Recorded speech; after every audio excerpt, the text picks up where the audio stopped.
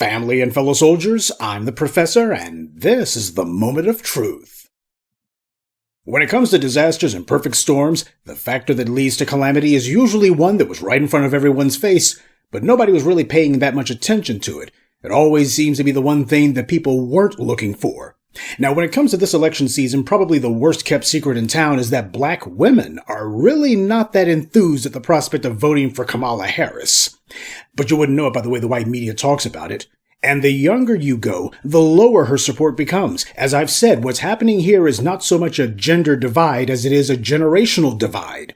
The white left and the white media much prefer, though, to call it a gender divide because as immature and clueless as much of the internet is, you can easily bait people into gender warring very quickly. And once they're on that train, they stop talking about the issues that matter. They're not talking about tangibles. They're not talking about money because they're too busy fighting and insulting each other. The white media likes that, because what happens is all of that revolutionary energy, all of that demand for change dissipates.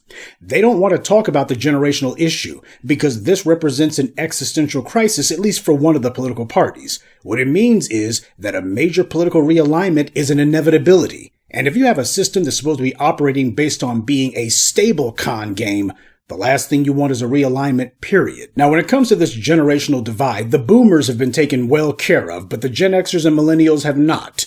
And that's the crux of the entire problem. And although I do need to mention that I always get a goodly number of boomers who are among my listeners who point out, hey, Professor Truth, not I acknowledge that. I'm not painting with that broader brush. What I want to do is I want to focus people on the fact that there is a clear difference between what the boomers have been doing and how they've been looking at politics, what they've been getting out of it, and how the younger generations have not gotten anything at all. Back in the 60s and 70s, you can go ahead and give somebody some little old job at the GM plant or some little old job at the schools, and that was fine. But as time has gone on, many of those jobs have disappeared, and the ones that still remain don't pay worth a dang because of inflation, not to mention the cost of living. The boomers have not been terribly bothered by that because many of them have moved into retirement at that point, so it didn't matter to them. The government was going to supplement their income. Well, the issue happens to be that a lot of Gen Xers and millennials are not looking to live off of Social Security to begin with, and they're definitely looking to be able to have their own. That's what's been lacking. Democrats are trying to placate black men with do-nothing gibberish about crypto and marijuana. But I'm glad to see that black women are not reacting to this by gender warring, or even worse, demanding free weed and crypto for themselves. Instead, you got black women asking, well, do black men or black people in general need weed or crypto? What we're seeing is the kind of black consciousness that's been missing from the political discourse. If somebody tries to do the gender warring thing, we ain't going for it. Instead, we put them on the hot seat by asking, well, how does this benefit black people at all? Even the ones that you're attempting to pretend like you're pandering to. On a side note, I know that there's the shea butter bootlicks who lurk around here. The kind of people who agree with Vivica Fox and those other bitter broads who are saying that black women are separate and distinct from the black community. Well, Vivica Fox threw her total and unconditional support behind Kamala Harris. She didn't stand on business and say, I'll only vote for Kamala if I get A, B, C, and D. She didn't try to rally black women behind any sort of policies that were going to be specifically helpful for them. In fact, you had Vivica and her pals who didn't make any demands at all. So apparently, I guess hating black men was all they wanted. And the Democrats definitely picked up on that because they haven't offered anything to them. Democrats have ignored the bitter shea butter contingent precisely because they've declared their support for the Democrats no matter what. And I've seen the angry, hostile, fuming, and raging that's been on certain websites because they've seen black men getting some headlines for the fact that black men have declared they're not going to support Kamala Harris. See, that's the cautionary tale here. You got all of these black boule, all of these black Greek frats and sorority clowns, all of these people who think that they're on the inside looking out, and all they're doing is representing what's in the interest of their little cliques. But black people in general can't afford to be that stupid. And the black folks who actually do listen to these bought and paid for bootlicks, all of these moist intersectionalists, they get left out in the cold and wondering, what do we do wrong? You didn't stand up for yourself, that's what. You went along with the okie doke, that's what. And you deserve what you got, which is nothing. And something else that the shea butter bitter bootlicks don't like is the fact that they're not seeing this groundswell of black women who are just herding in their direction. Where's this stampede of black women who are getting behind Vivica Fox? It hasn't materialized. And this is because of the black media. What we've done is we have promoted and forwarded a correct type of political discourse, one that is focused on actual issues of money, one that is focused on how much of that federal pie are we going to get. And as a result, you've now got black people across the spectrum who are beginning to talk like they actually want something out of their vote, other than just the warm glow of seeing Barack Obama sitting here saying, I am a famous first. That's good for him, but it doesn't work for anybody else. So we're not going to be listening to any of these moist intersectionalists. We're not going to be listening to any of these shea butter bootlick divestors. All of these clowns who are on the take, they're going to be ignored because of the fact that they've been wrong. But I'll tell you who's getting it right. Black women in particular who are under the age of 40. Yes, there's black women well over the age of 40 who know what's going on. I acknowledge that. But we're talking about the generational divide here. And these under 40 black women are becoming desensitized to the Democrats' usual bag of tricks and all of their old stale talking points. You got these younger black women who are demanding tangibles, and they know that Kamala Harris isn't offering any. They've asked for specifics, and she's been vague as hell. They also see that black men got the Democrats' attention by threatening to withhold their votes. They understand, oh, so that's what you got to do to the Democrats, smack them upside the head. Now, the Democrats have been seeing this, and they're not going to send out Michelle Obama to call herself castigating and wagging her finger at black women, so instead they're trying to do the inverse, some sort of political Jedi mind trick with abortion. Now, who didn't see that one coming? Howard University conducted a so-called poll, and the results were about what you would expect from Kamala Harris's alma mater. For those of you who forgot, and it's totally understandable if you did, Kamala Harris once went to Howard University once upon a time. So does anyone see a universe where Howard University would say anything critical about Kamala Harris? Consider that a long-winded way of saying consider the source. But they don't dare point to a legitimate issue that would empower black people. Instead, Howard University points to something that white feminists want. And then they falsely claim that black women are totally invested in that too. So of course they claim the number one issue for black women, according to their poll, is abortion.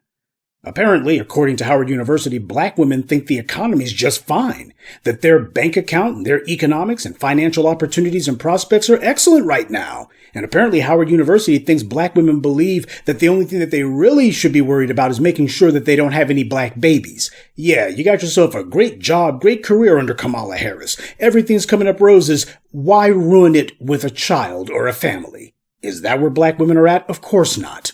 This is an allegedly black university putting this out there. Black University is supposed to be educating the next generation of black youth in order to be able to hold their community together. But instead, they're talking about ending the black community. That's what they're trying to encourage. And you'll wonder why I don't care if the HBCUs disappear tomorrow.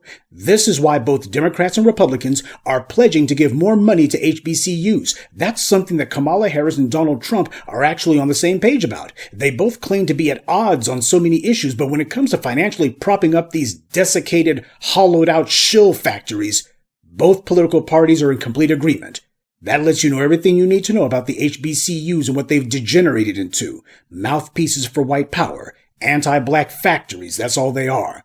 So you have Kamala Harris's old school claiming to have conducted a so-called poll, and this is being reported on by NBC, which has been in the tank for her since day one.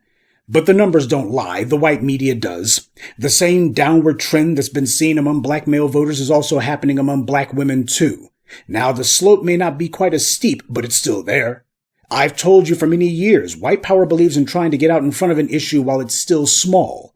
That's what we see them trying to do here. They're trying to put words into black women's mouths. Remember, for the last few years, on the few occasions when the white media mentioned black men, they would always say that black men care about voting rights first, or about transgender bathrooms first, or about immigration first, anything but the money.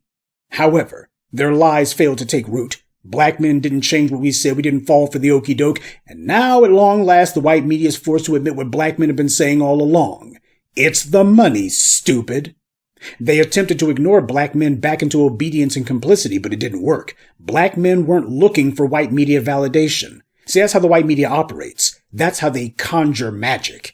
They figure that if they can just ignore you, why, you'll disappear. At the very least, whatever it is that you're concerned about will become less relevant, because you won't see it reflected in any of the mainstream media, but that didn't happen.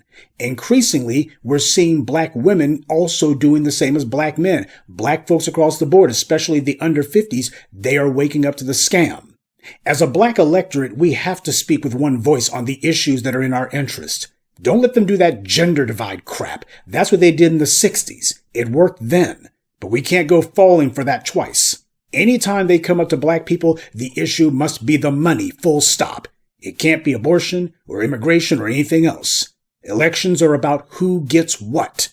And for too dang long, we've been standing here with our hands out and getting nothing while everybody else has been getting what was supposed to be ours.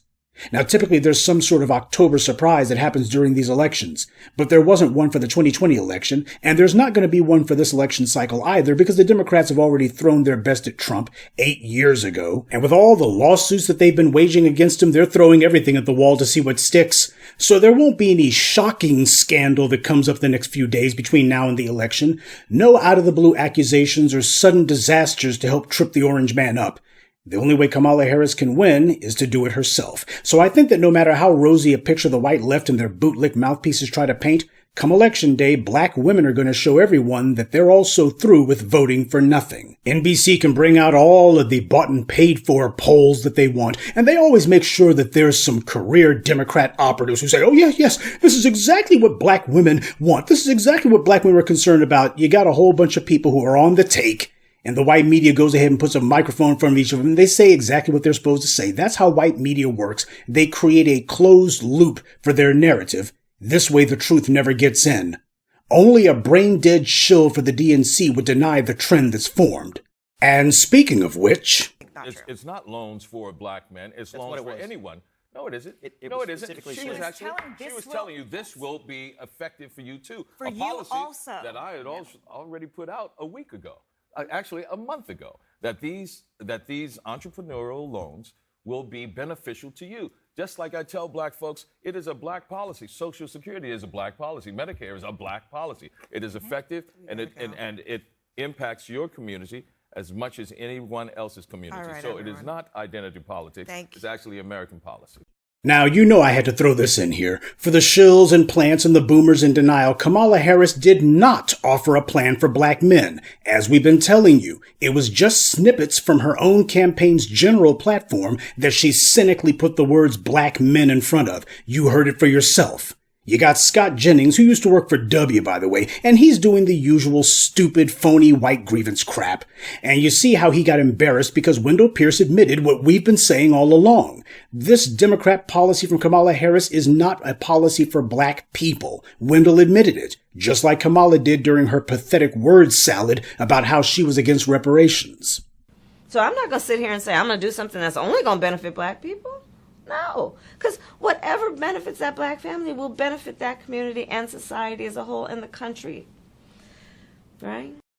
So, once again, for the chumps out there who've been saying that Kamala Harris was presenting a plan for black men, here you have one of the DNC's black celebrity bootlicks who's admitting that he himself proposed a similar do-nothing policy, and he's talking out both sides of his mouth. Wendell Pierce is a perfect example of why we don't respect and don't like these black celebrities. You heard what he said. He was proposing this very same kind of do-nothing policy that Kamala Harris threw out here. This is why the white media loves having these black celebrities on their TV shows, because they know exactly what these clowns are going to say, that they're advocating against black people's interests, but will lie through their teeth, and with something resembling phony conviction, they'll try to say otherwise. So now you've heard it from the mouth of a DNC shill. Their plan isn't for black men at all. In fact, it's not even for black people. It's the same old lift all boats Democrat nonsense. There was no plan for black men from Kamala Harris. There never was. Pierce himself says that it's a black plan, but then he ends by saying it's an American plan. Well, which one is it? Since it's for everyone, then it's an American plan. Well, if the plan benefits everyone, in truth, that means it doesn't benefit anybody at all because it doesn't actually change the status quo. What kind of plan is that? When it comes to redlining, housing discrimination, police harassment and brutality, denial of government services that our tax dollars pay for, underappraisals of black property, denial of health care, all of the 1,001 things that white society does in order to undermine black empowerment, that doesn't affect everyone. That only affects us. We don't need a plan for everyone. Everyone hasn't spent hundreds of years, generation after generation, being economically cut off at the knees and having the racists who economically oppress us being rewarded instead of punished. We, and only we, have been consistently and constantly undermined and shut out of the economy that our labor made possible. We've been set back decades behind everyone else deliberately. So trotting out some general all-purpose legislation doesn't help us because it doesn't fix the problem, which is the racial wealth gap.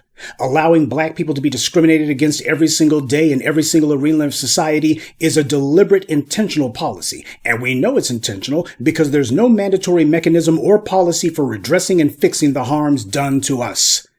Now, you never see Scott Jennings getting bent out of shape and screaming identity politics when Asians get a hate crime law just for them, or Native Americans get things just for them. But when anyone mentions black people, then suddenly the white right's heads explode and they're screaming unconstitutional, whatever that's supposed to be. The U.S. Constitution has no specific mechanism for addressing harms based on race because the founders of the U.S. were slave owners, and they were also a bunch of card-carrying anti-black white supremacists. Black people were the ones who had to force the system to admit to these issues and, at least tangentially, to address them decades, and here we are 150 plus years later. So when these white right-wing nuts call something unconstitutional, we need to keep in mind what they're talking about, because their definition of constitutional actually allows for slavery as the law of the land, which is what they want. White fiat, which is where you don't have to have a law that says white people get preferential treatment, you just go and do it. You make sure white people control every major arena of finance and policy, and then they give themselves things just because. Nobody ever wrote a law saying only black people will be lynched. They just went ahead and did it. Nobody wrote a law saying that only black people are going to be redlined. They just went ahead and did it. When black people are discriminated against, there's no outrage, and also no demands for anything to be done to correct the harms that we've suffered. But of course, that's the entire plan, and both political parties are on board with it. You can't claim to have a black plan of any sort unless you plan to deal with and correct the economic deprivation we've been subjected to. Now, unless your policy includes that, it's not a plan at all. It's just a scam. Good day, and be one. I'd like to take a moment to mention some of our contributors. Urugu, Joe Bobo, Francine Wilson, Brenda McPherson, and Otis Pimpleton. Salute to them and thank you to everyone for listening, liking, and sharing this message. Black empowerment only exists because of you.